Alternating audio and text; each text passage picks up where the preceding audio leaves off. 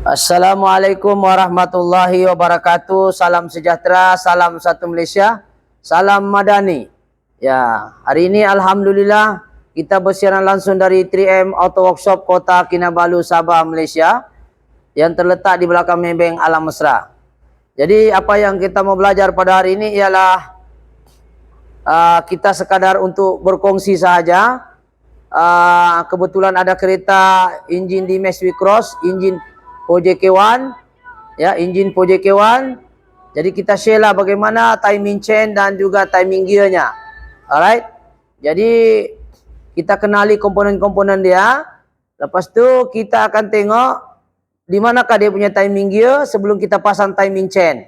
Dan kenapa kita perlu memastikan timing gear mesti tepat sebelum timing chain. Sebab kalau timing gear lari, automatic timing chain pun akan lari. Lari maksudnya lari tidak accurate lah dia punya kedudukan marking. Okey. Jadi hari ini kita ada satu perkongsian iaitu enjin PJK1. Mungkin lebih kurang juga sama PJJ1 di Max I-Tech. Tapi yang kita bahas ni yang ada di depan saya PJK1. Jadi perbezaan antara semua komponen-komponen enjin dia berbeza-beza. Ada kereta yang tidak menggunakan timing chain. Ada kereta yang menggunakan timing chain gabungan dengan timing gear. Contohnya ZD30 Nissan. Contohnya juga PJK1, PJJ1. Pakai timing chain juga timing gear. Ada juga kereta gabungan timing belt dengan timing chain. Contohnya Naza Citra, timing belt, puli besar dia. Tapi camshaft intake dan camshaft exhaust disambungkan oleh rantai pula. Ada timingnya juga. Jadi setiap kereta ini ada timing. Timingnya adalah sistem pemasaan. Bila perlu piston naik, valve tutup. Jadi timing chain ini sebagai satu sistem pemasaan. Jadi bila perlu piston naik, jangan itu valve turun. Kalau dia turun, berlanggarlah dia tu. Jadi itulah gunanya timing chain. Yaitu bila perlu piston naik, ketika itu dia akan tutup. Jadi maknanya berlakunya synchronize antara hubungan antara blok dengan head dihubungkan oleh sejenis rantai dan gigi yang disebut, kalau gigi disebut timing gear sebab bentuknya macam gear. Yang satu lagi disebut sebagai timing chain sebab bentuknya rantai. Jadi gabungan ini menghasilkan timing chain dan juga timing gear. Sebab ada kereta tidak menggunakan timing gear. Coba hold dulu sekejap. Ya, ada orang. Okey, assalamualaikum ya. Kita sambung, sorry tadi ada gangguan telefon tadi. Jadi apa yang kita mau kongsi sekarang pentingnya timing chain dan juga timing gear. Jadi timing gear dengan timing chain sangat penting, berhubungan langsung untuk kereta PJK1 dan untuk kereta macam kereta Triton, dia gabungan timing belt sahaja. Dia menggunakan timing belt dan Wigo timing belt Toyota lah. Jadi kita lebih fokus kepada timing chain dan timing gear. Jadi untuk ini untuk kereta PJK1 di Max PJK1 ni dia gabungan kedua-duanya itu rantai dan gigi. Jadi kalau kedua-duanya itu berhubung secara langsung, maknanya dia ada marking. Dan untuk makluman, kalau timing chain tu dia punya marking di rantai dan di sprocket. Kalau timing belt biasanya marking di sprocket dan badan enjin itu sendiri ataupun di blok enjin ataupun di head enjin. Beza. Timing chain markingnya di rantai dan di sprocket. Timing belt markingnya di sprocket dan blok enjin ataupun head enjin.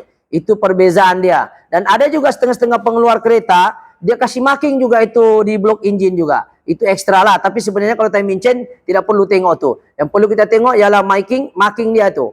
Dia punya timing chain di rantai dan juga timing mark di sprocket dia. Mana yang ada marking ikut saja. Okey, jadi untuk kali ini kameraman mungkin boleh ke arah sini. Kita ada satu timing gear dulu kita tengok untuk PJK1. Okey, kita kenali dulu ya. Yang ini adalah oil pump punya timing. Di sini dia tidak ada timing Untuk gigi marking tidak perlu. Ini tidak perlu sebab dia hanya mengisap minyak hitam. Disebut oil pump. Yang inilah dia punya puli. Jadi bila crankshaft berjalan, oil pump pun bekerja dan seterusnya menyedut untuk salurkan ke komponen-komponen rantai, head, block, crankshaft, camshaft. Semua dia akan alirkanlah komponen-komponen besi di gigi-gigi semua ni. Kerja ini oil pump ni. Ini disebut oil pump sprocket. Yang ini crankshaft gigi. Yang ini idler. Jadi ketika kita membuka idler nih, pastikan sebab dia namanya idler gigi ini dia ada fleksibel. Nah, dia ada nut 10 di sini, dikena lock dulu. Tapi setelah lock, jangan lupa buka balik. Nanti kalau lupa habis belanggar nih semua. Jadi kita jangan lupa buka. Ini kita lock dulu sebelum kita buka idler. Idler nih kita kena paham. Tujuan dicipta ini idler gear ini adalah untuk mengurangkan vibration dan juga gegaran dan juga bunyi bising. So kita kena paham mengikut hukum fizik mechanical nih, apabila piston tu turun naik ya, turun naik macam ni lah piston turun naik dia sebenarnya dia turun ditekan oleh combustion, masa dia naik itu dia sebenarnya ada pemasaan dia sepatutnya menghasilkan vibration. Jadi untuk mengurangkan vibration dia letaklah idler gear ni sebagai mengurangkan vibration pergi gigi dengan gigi, antara gigi ke gigi ni dia meletakkan vibration di sini. Jadi inilah gunanya idler ni, sebab kalau kita tidak lock ini barang, ini idler pandai lari-lari ni. Dia ada spring di dalam, pandai berjalan ke kiri dan ke kanan. Tujuannya spring dibuka untuk mengurangkan vibrate. Sebab bila piston turun naik dia ada gegaran. Jadi inilah yang menyerap gegaran idler gigi ni. Oke, jadi kita sebelum memasang timing chain, langkah pertama adalah pastikan timing crankshaft dulu. Ini titik dia. Lihat titik dia. Dia 2 titik, male dengan female. Yang ini perempuan, yang ini lelaki. Yang tajam ni mesti lurus di sini 2 titik nih. Oke, untuk gigi idler. Setelah kita lock lah. Lepas tu gigi timing chain antara idler dengan ini, itu ada titik ini, ada titik ini apa nih? Ini sudah di liquid lah, ini kilang yang liquid, kita just ikut saja. Untuk kereta yang sudah hilang liquidnya, kamu tengok saya titiknya ini ada female, perempuan dalam dengan lelakinya itu di sana tuh yang tajam. Jadi female, perempuan yang ini titik 2 dia mesti berjumpa dengan male, titik di sini. Titik ini ada nampak titik ini sebab ditutup oleh liquid paper. Dia berjumpa dengan 2 titik di sini. Jadi maknanya gigi idler crankshaft berjumpa dengan gigi timing chain. Timing chain pula ada gigi lagi di sini. Kita tengok gigi timing chain. Kalau kita nampak nih, siapa nak boleh nampak nih, nampak ini titik dia emas nih mesti lurus. Mesti lurus di sini. Ini emas nih, emas. Kalau nampak ini bukan emas lah, copper. Ini sebagai marking, sebagai yang lain sama warna. Lepas tu yang di atas dia ada marking juga. Nah nih. Emas juga, ini ada 1 titik nih. Titik dia. Oke, nampak nih titik warna merah ya. Nih. Ini merah, ngap-ngap emas dia di situ. Oke, nampak nampak tuh kameramen? Nih saya tunjuk pakai laser. Nampak Oke. Nampak nih? Tuh. Oke, dia punya titik ini mesti mau ngam-ngam di emas nih. Tapi sebelum kita marking di sini dia ada lock lah. Jangan sampai lari nih locknya. Kita ikat, pastikan dulu gigi camshaft, intake dan juga exhaust diikat oleh span 8 sebab dia gunakan idler juga. Ini idler nih. Ini kalau kita tidak ikat, dia pandai lari-lari nih. Nanti kalau kau lupa ataupun kau tidak lock dulu dia baru kau pasang, dia akan menghasilkan bunyi bising di engine tuh, bunyi macam bunyi tepet, bising. Jadi kita lock dulu di sini pakai span 8 dan dia punya marking untuk gigi intake dari sini lubang nih. Nampak untuk intake ini lubang dia sini, nampak anak panah tuh. Kameramen boleh nampak lah. Nampak di celah-celah ini sempit Ini nampak laser saya warna merah nih. Laser saya nampak warna merah. Boleh nampak Laser. Sini bolehkah? Situ kameramen nampak, saya cucuk sini. Nih. Nampak? Nampak Gigi male dengan female. Male yang ini, female yang ini, male itu yang di luar. Nampak nih? Nampak? Nih. Kameramen boleh nampak tak? Kameramen. Nampak nih? Ini ya. Dia ngam titiknya, ini titik marking dia. Untuk intake, untuk exhaust pula sebelah sini pula. Nah, kita tengok exhaust. Ini exhaust di mana yang ada kau tengok exhaust dia itu. Jadi camshaft exhaust, ini camshaft intake. Jadi dia ngam sudah ini. Jadi pastikan ngam ini gigi semua, baru kita masuk timing chain. Maksudnya timing chain ini adalah last. Timing gear dulu kita betulkan. Jadi sekali lagi kita ulang, kita bermula dari bawah ya. Oke, gigi di bawah crankshaft, male and female dia ada titik. Male and female ada titik antara idler dengan timing chain gear. Timing chain gear dia ada sambung lagi dengan nih, pergi atas, pergi camshaft punya sprocket. Dia ada marking dan sprocket ini pula berhubungan langsung ada marking juga intake dengan exhaust. Ya, intake dengan exhaust ni nampak? Nampak kameramen boleh nampakkah? Saya dari sini ya. Nampakkah? Nampakkah yang titik di dalam tu saya kasih ginilah. Nampak? Oke, itu yang putih-putih tu dia lah itu markingnya. Kasih ngam markingnya situ. Lepas tu kita marking lagi di sebelah. Oke, timing mark dia ini sebelah pun sama. Saya ulang banyak kali, saya takut orang tak nampak kan. Tuh putih-putih tuh dia lihat tuh. Nih nampak nih. Putih ya. Nih. Boleh nampak ke kameramen sekejap. Saya keliru pula. Aku pula yang jadi keliru. Ini nampak putih-putih dia lihat nih. Putih-putih tuh. Itu dia mesti female dan ada titik nih. Jadi kita jangan risaulah. Jadi apa yang penting ketika kita memasang timing chain ini, pastikan marking, idler, gigi ngam, timing chain sudah ngam, barulah kita masukkan tensioner. Oke, tensioner dia nih duduk. Oke, tensioner nih, ini nampak tensioner ini. Setelah timing chain sudah ngam, barulah kita buka itu dia punya lock. Dia punya lock tuh pin dia di sini. Nampak tuh lock dia? Ada lock dia tuh. Kita buka saja. Setelah tuh ini tensioner yang lama. Jadi persoalannya sekarang setelah kita mengetahui kenapa perlunya kita ganti timing chain. Ini timing chain lama. Kalau kita nampak ya, timing chain lama. Kalau kita nampak nih, tensioner dia, oke, di gigi dia tajam tuh. Nampak kameramen boleh tak tengok? Ini tajam. Tajam jadi ini yang lama. Kita tengok sini beza tau. Kita tengok marking dia nampak. Kita tengok ni nah. Tengok beza dia tajam ke tidak? Kameramen masuk sini. Tengok lurus ni, tengok gigi tajam ke tidak? Nih. Gigi dia tajam nih, nampak perbezaan dia. Nampak tak beza ini tajam nih, boleh jadi pisau nih, pisau potong kertas. Ini yang baru kita tengok tebal. Dia punya siring sini tebal ya.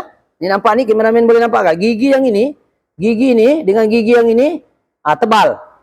Ini yang dalam nih baru, ini yang second. Jadi kita ganti, sebab kenapa kita ganti? Kalau kita tidak ganti nanti timing chain boleh putus. Kalau dia putus, hangkang ataupun bahasa Sabah hangkang lah, bahasa Semenanjung apa itu, rosak kah? Oke, kita lepas tu sprocket bawah, lepas tu sprocket atas pun tajam. Kita tengok ini lagi tajam, lagi teruk. Ini gigi dia duduk sini. Oke, kita nampak dia begini. Oke, yang ada E ni, nampak di perbezaan dia. Mungkin gigi tidak berapa nampak sini. Nampak gigi ni tajam nih, siring dia nih. Ni tajam. Jadi kita ganti jugalah.